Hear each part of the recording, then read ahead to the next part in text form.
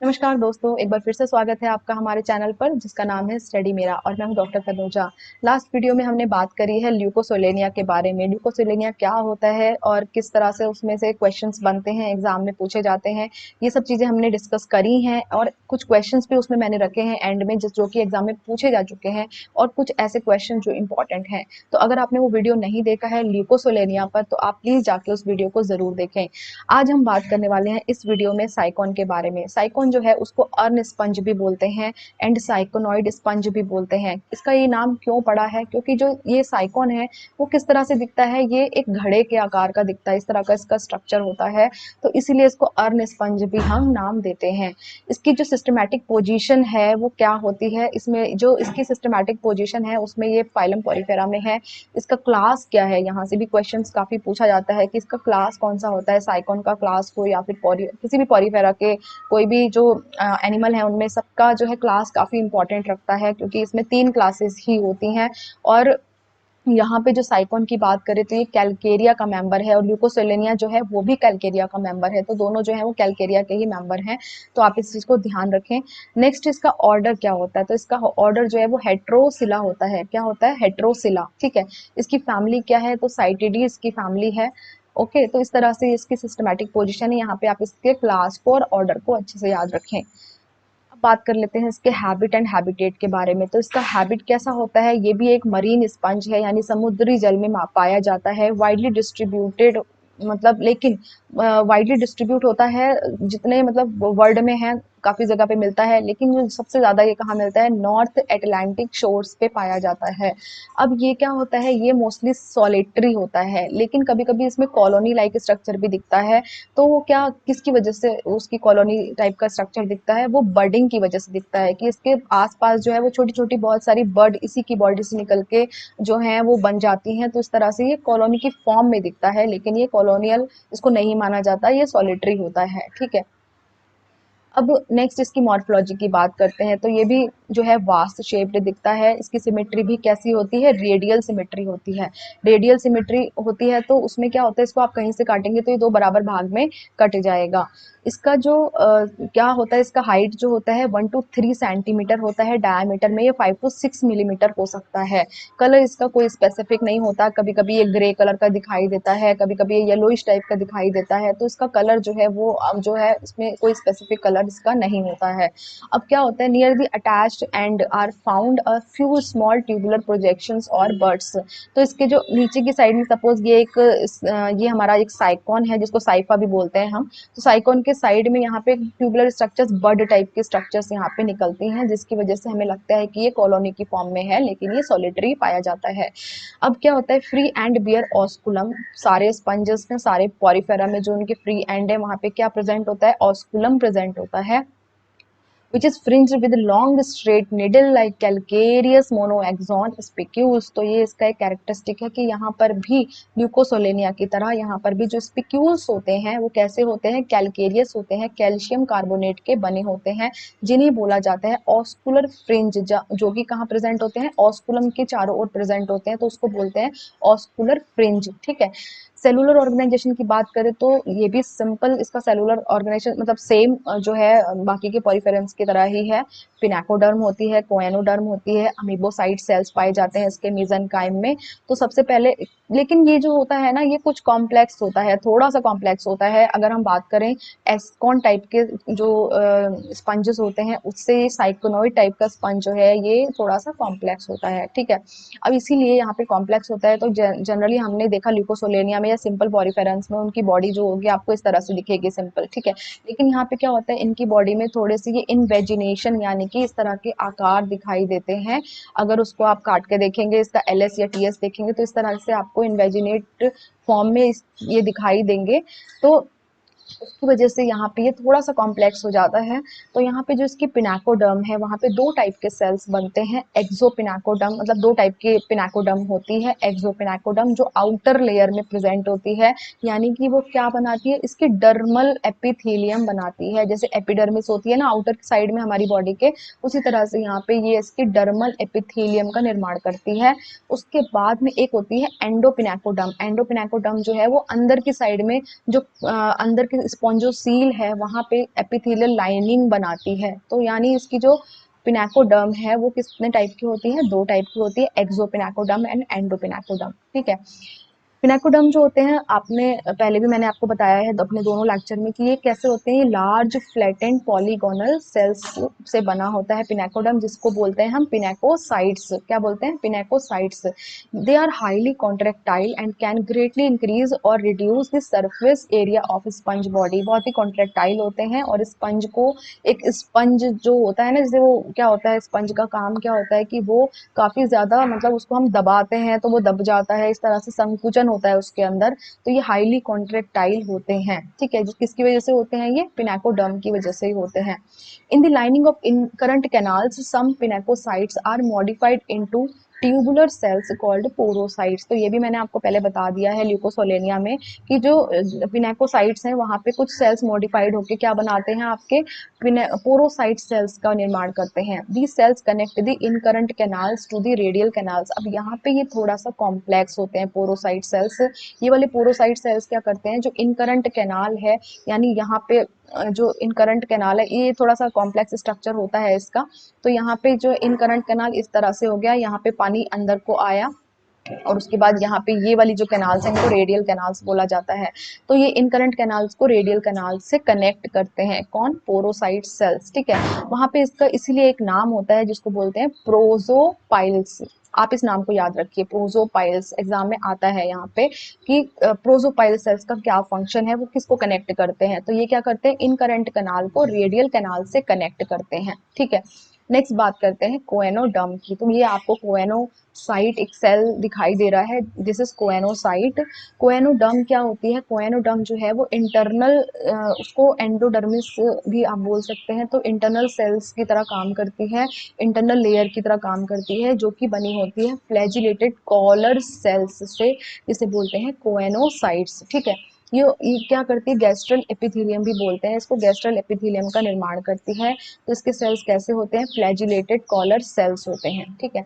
ये देखिए आप इसका स्ट्रक्चर, तो ये कैसा है, यहाँ पे ये माइक्रोविलाई प्रेजेंट है और इस तरह से यहाँ पे न्यूक्लियस प्रेजेंट है, यहाँ पे बेसल ग्रेन्यूल प्रेजेंट है, जहाँ से क्या निकल रहा है, आपका फ्लैजुलम निकल रहा है, और यहाँ पे राइजोप्लास्ट प्रेजेंट है, यहाँ पे ब्लिफेरोप्लास्ट प्रेजेंट है। तो इस तरह से काफी कॉम्प्लेक्स स्ट्रक्चर होता है कोएनोसाइट सेल्स का। अब यहाँ पे जो इसकी फ्लैजुला है, इसका अरेंजमेंट होता है 9+2। जैसे कि जनरली हम देखते ही हैं कि फ्लैजुला का अरेंजमेंट जो है 9+2 होता है, जिसमें 2 जो है वो सेंट्रल फाइबर्स होते हैं एंड 9 जो है वो पेरिफेरल फाइबर्स होते हैं। ठीक है। तो आप इसको याद रख सकते हैं।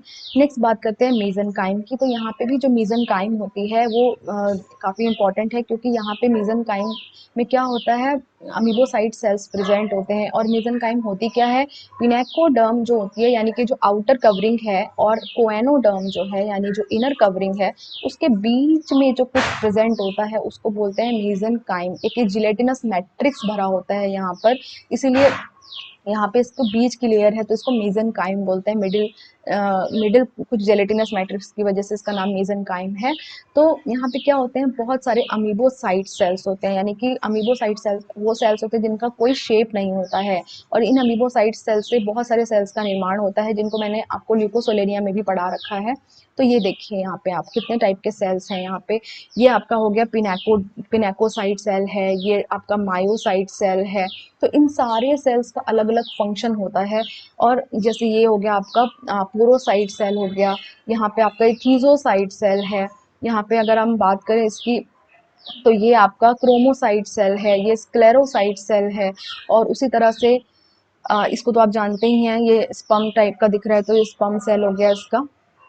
और यहाँ पे ये आर्कियोसाइट सेल है, ये वाला, ये कोलेनोसाइट है।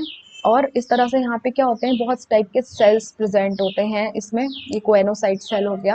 अब ये कहाँ किस चीज़ से बनते हैं, ये सारे सेल बनते हैं अमीबोसाइट सेल्स से। ठीक है। अब इनके बारे में एक एक लाइन में हम डिस्कस कर लेते हैं। तो आर्कियोसाइट सेल्स जो होते हैं वो टूटीपोटेंट सेल्स होते हैं, लार्ज होते हैं, उनका न्यूक्लियस जो होता है काफ़ी बड़ा सा न्यूक्लियस होता है उनके अंदर।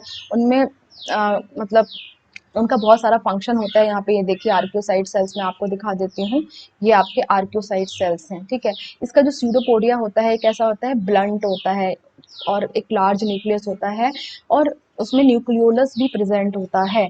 तो ये क्या होते हैं, आर्क्योसाइट सेल्स जो होते हैं वो टूटीपोटेंट सेल्स होते हैं, जो आपका जो पॉरीफेरेंस है उसमें रीजनरेशन का काम होता है इन सेल्स का। यानी कि ये पॉरीफेरेंस को कभी मरने नहीं देते हैं। अगर उनका बॉडी का कोई पार्ट जो है वो कहीं कट के गिर गया, तो वहाँ पे अगर अमीबो ये आर्क्योसाइट सेल्स प्रेजेंट है तो वहाँ पे ये रीजनरेशन करेंगे, यानी कि उसको एक नया स्पंज वहाँ पे बना देंगे। ठीक है, और इनका एक रोल और इम्पॉर्टेंट है, ये है कि ये सेक्स सेल्स बनाते हैं, यानी कि स्पर्म एंड ओवा बनाते हैं स्पंज में। नेक्स्ट बात करते हैं कोलेनोसाइट सेल्स की। तो ये ब्रांचिंग सूडोपोडिया होते हैं इन कोलेनोसाइट सेल्स के पास में, आप यहाँ पे देख सकते हैं ब्रांचिंग सूडोपोडिया, और एक नेटवर्क लाइक स्ट्रक्चर बनाते हैं ये। तो नेक्स्ट बात करते हैं क्रोमोसाइट सेल्स की। ये पिगमेंटेड अमीबोसाइट सेल्स हैं जो कलर प्रदान करते हैं किसको, इसको आपके स्पंज को। थीजोसाइट सेल्स यहाँ पे मैंने आपको दिखाया, यहाँ पे ये थीजोसाइट सेल्स हैं। यहाँ पे क्या होता है, reserve food material, food reserve होता है इसके अंदर, इस थीजोसाइट सेल्स के अंदर। इन सारे सेल्स का जो है फंक्शन काफी इंपॉर्टेंट है, तो आप इसको याद रखिए। जितने भी सेल्स हैं आपके स्पंजेस में उनके फंक्शंस होते हैं पर्टिकुलर, तो फंक्शंस आपको याद रखने हैं कि क्या क्या कौन कौन से सेल का फंक्शन होता है। नेक्स्ट मायोसाइट की बात कर लेते हैं। मायोसाइट सेल जो है वो ऑस्कुलम के पास प्रेजेंट होते हैं। तो जो मायोसाइट सेल्स हैं ये है आपका मायोसाइट सेल। ठीक है, ये क्या होते हैं, ऑस्कुलम जो होता है उसके पास, या ऑस्टिया, कोई भी छिद्र होता है जो इसके आपके स्पंज के पोरिफेरा के पास में, उसके पास में प्रेजेंट होते हैं जो मायोसाइट सेल्स हैं। मायो से मतलब हो गया मसल्स, तो मसल्स टाइप के जो सेल्स हैं ये, इनका क्या फंक्शन होगा, इनका फंक्शन होगा कॉन्ट्रैक्टिलिटी प्रदान करना, यानी कि उसको थोड़ा सा ये संकुचन प्रदान करते हैं, उन पोर्स को ओपन एंड क्लोज होने में हेल्प करते हैं।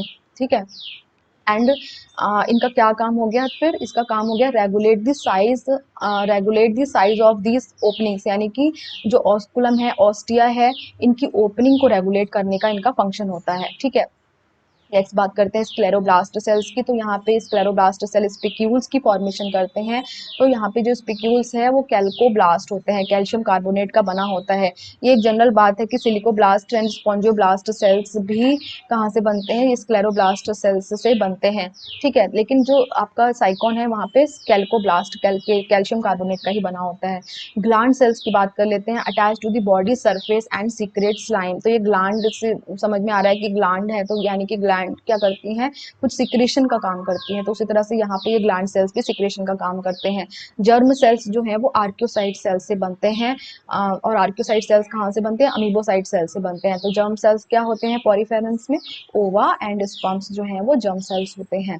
ठीक है, और कभी कभी क्या होता है कि ये मॉडिफाइड कोएनोसाइट सेल्स से भी बन जाते हैं जर्म सेल्स। स्केलेटन की बात करें तो यहाँ पे भी क्वेश्चन बनता है कि इसकी स्केलेटन किस टाइप की होती है। तो यहाँ पे इसकी स्केलेटन या स्पिक्यूल्स जो होते हैं वो कैल्शियम कार्बोनेट के बने होते हैं। मेगा स्क्लेरस होते हैं, यानी कि बड़े बड़े स्पिक्यूल्स होते हैं इसके पास में, लार्ज स्पिक्यूल्स होते हैं।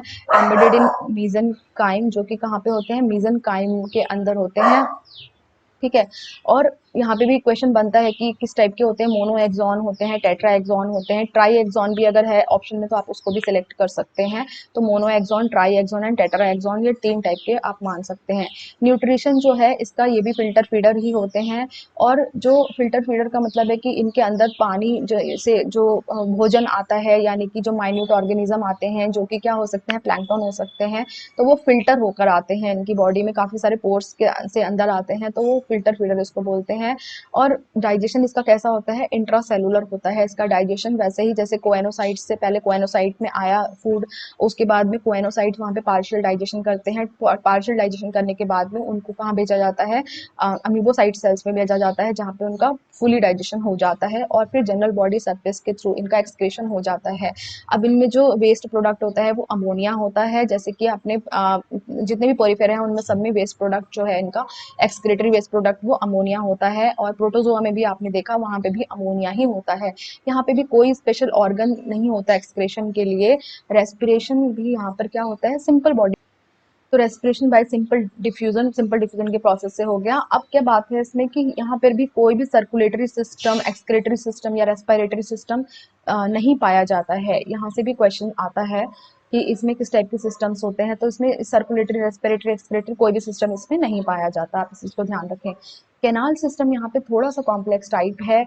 हालांकि ये जो ल्यूकोनॉइड टाइप का कैनाल सिस्टम होता है, यानी अगर आपको ये कैनाल सिस्टम समझना है तो मैंने अपने प्रीवियस वीडियो में आपको काफ़ी अच्छे से समझा रखा है, आप वहाँ पे जाके देख सकते हैं। तो यहाँ पे जो कैनाल सिस्टम है इसका साइकॉन टाइप का कैनाल सिस्टम है, यानी कि थोड़ा सा कॉम्प्लेक्स है, ज़्यादा सिंपल नहीं है और ज़्यादा मतलब ज़्यादा कॉम्प्लेक्स भी नहीं है। साइकॉन टाइप का कैनाल सिस्टम यहाँ पे पाया जाता है। यहाँ पे आप देख सकते हैं कि यहाँ पे डर्मल ऑस्टिया है, डर्मल ऑस्टिया के बाद में आपको इनकरंट कैनाल दिख रही हैं। यहाँ पे इनकरंट कैनाल से क्या होता है, फिर अंदर वाटर जो है रेडियल कैनाल्स में आता है, ये रेडियल कैनाल्स हैं। उसके बाद में रेडियल कैनाल्स के बाद में जो पानी है वो कहाँ पे जाता है, आपका ये वाली ओपनिंग से, इनको एपोपाइल्स बोलते हैं। इन एपोपाइल्स की हेल्प से जो वाटर है वो कहाँ जाता है, आपके स्पॉन्जोसील में जाता है। स्पॉन्जोसील में जाने के बाद में वाटर जो है वो ऑस्कुलम के हेल्प से बाहर आ जाता है। तो ये थोड़ा सा कॉम्प्लेक्स टाइप है अगर हम कंपेयर करें ल्यूकोसोलेनिया से, क्योंकि वहाँ पे एस्कॉन टाइप का कैनाल सिस्टम पाया जाता है, तो यहाँ पे साइकॉन टाइप का कैनाल सिस्टम है। ठीक है, यहाँ पे एग्जाम में पूछा जाता है कि कैनाल सिस्टम साइकॉन का कैसा होता है, तो ये साइकॉन टाइप का कैनाल सिस्टम इसमें प्रेजेंट होता है। यहाँ पे आप याद रखिए कौन सा सेल किसको कनेक्ट करता है। तो यहाँ पे क्या है, यहाँ पे आप देख सकते हैं जो प्रोजोपाइल सेल्स हैं वो क्या करते हैं, इनकरंट कैनाल्स को रेडियल कैनाल्स से कनेक्ट करते हैं। ये हो गई आपकी इनकरंट कैनाल्स, ये हैं आपकी अंदर वाली रेडियल कैनाल्स। ठीक है, यहाँ पे इस डायग्राम के थ्रू भी आप इस चीज को समझ सकते हैं। यहाँ पे प्रोजोपाइल्स, ये ओपनिंग्स हैं, प्रोजोपाइल्स हैं, फिर अंदर रेडियल कैनाल्स हैं। तो वाटर यहाँ पे इनकरेंट कैनाल्स हैं। तो इस तरह से ये वाटर, और यहाँ पे देखिए आप ऑस्कुलम ऑस्टियम है, तो इस तरह से वाटर जो है वो अंदर आता है और उसके बाद में रेडियल कैनाल्स के, जब इनकरेंट कैनाल से अंदर आता है उसके बाद रेडियल कैनाल्स से एपोपाइल्स की हेल्प से कहाँ जाता है वाटर, स्पॉन्जोसील में जाता है। सेल्स सारे सेम है, मैं आपको पहले बता ही चुकी हूँ। ठीक है, तो ये इसके कंपोनेंट है कैनाल सिस्टम के, ostia, incurrent canals, prosopyles, radial canals, apopyles, spongocoel, osculum and जो करंट ऑफ वाटर, तो आप इसको छोड़िए। तो ये जो पैटर्न है जो वाटर का, इनकरेंट वाटर का वाटर के करंट का अंदर को आने का, ये इसी तरह से पैटर्न है और फाइनली ऑस्कुलम के थ्रू वाटर जो है वो बॉडी से बाहर चला गया। ठीक है, अब इसके रिप्रोडक्शन की बात करें तो इसमें भी एसेक्सुअल एंड सेक्सुअल दोनों टाइप के रिप्रोडक्शन पाए जाते हैं। एसेक्सुअल रिप्रोडक्शन जो है बाय बडिंग होता है। सेक्सुअल रिप्रोडक्शन जो है वो कैसा होता है, क्रॉस फर्टिलाइजेशन होता है और स्पर्म एंड ओवा बनते हैं जो कि मीजनकाइम में होते हैं। डेवलपमेंट जो है वो इनडायरेक्ट होता है, एम्फीब्लास्टुला लार्वा के थ्रू इसमें डेवलपमेंट होता है। तो इस तरह से ये सेल हो गए, जाइगोट से 2 से 4, 4 से 8, इस तरह से ये सेल्स बने और उसके बाद में यहाँ पे क्या बन गए, यहाँ पे ये लार्वा स्टेजेस आ गई हैं। और आपको यहाँ पे जो याद रखना है वो आपको याद रखना है, एक आपको यहाँ पे याद रखना है ओलिन्थस स्टेज, जो ये ओलिन्थस स्टेज है और इसमें लार्वा कैसा होता है, एम्फीब्लास्टुला लार्वा होता है। तो ये इसका लार्वा है, ये है एम्फीब्लास्टुला लार्वा। आप इसको जरूर याद रखिए, एम्फीब्लास्टुला लार्वा। साइकॉन में कैसा लार्वा मिलता है, एम्फीब्लास्टुला लार्वा मिलता है। ल्यूकोसोलेनिया में कैसा लार्वा मिलता है, वहाँ पे पैरेनकाइमुला लार्वा मिलता है। तो ये अलग अलग टाइप के स्पंजेस में अलग अलग टाइप के लार्वा मिलते हैं।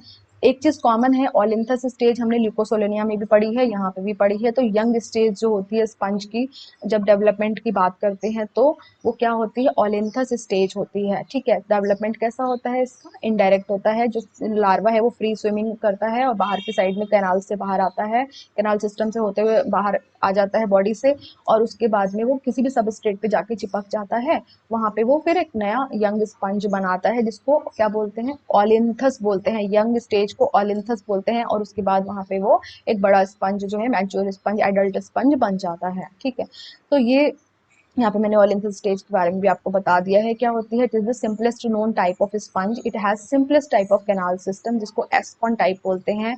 उसके बाद में देखिए जनरली यहाँ पे कैसा होता है, साइकॉन टाइप का कैनाल सिस्टम होता है, लेकिन जो इसकी ओलिन्थस स्टेज है वहाँ पे सिंपल होता है, एक एस्कॉन टाइप का कैनाल सिस्टम होता है। तो ये दो अलग अलग बातें हो गई हैं जिसको आपको ध्यान रखना है कि इसकी यंग स्टेज में तो एस्कॉन टाइप का कैनाल सिस्टम पाया जाता है, लेकिन जो इसकी जो सॉरी हाँ, जो एडल्ट स्टेज है वहाँ पे साइकॉन टाइप का कैनाल सिस्टम पाया जाता है। ठीक है, अब बात कर लेते हैं क्वेश्चंस के बारे में। तो यहाँ पे कुछ क्वेश्चंस हैं, मैंने पॉरीफेरा में भी क्वेश्चंस आपको बताए हैं एग्जाम में कैसे आते हैं, ल्यूकोसेलेनिया में भी बताए हैं। अब मैं इसमें आपको बताती हूँ कि साइकॉन में भी किस टाइप से क्वेश्चंस आ सकते हैं, कुछ जो हैं पूछे गए हैं एग्जाम में।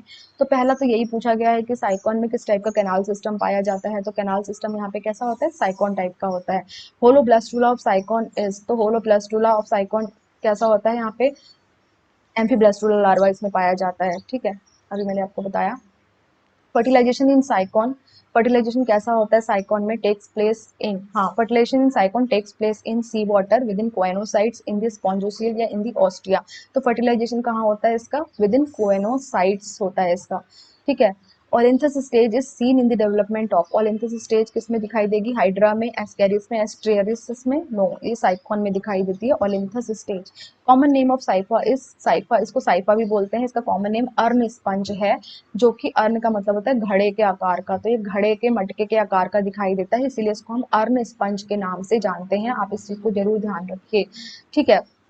तो ये कुछ क्वेश्चंस हैं जो एग्जाम में पूछे गए हैं और पूछे जाते हैं जनरली। तो आप इन सारे क्वेश्चंस को देख सकते हैं कि हमने जितना भी अभी तक पढ़ा है इस लेक्चर में वो सारा इन क्वेश्चन में कवर हो रहा है, और ये यहीं से इतना ही पूछा जाता है, इससे ज़्यादा नहीं पूछा जाएगा। तो अगर आपको ये एग्जाम, ये वीडियो पसंद आया है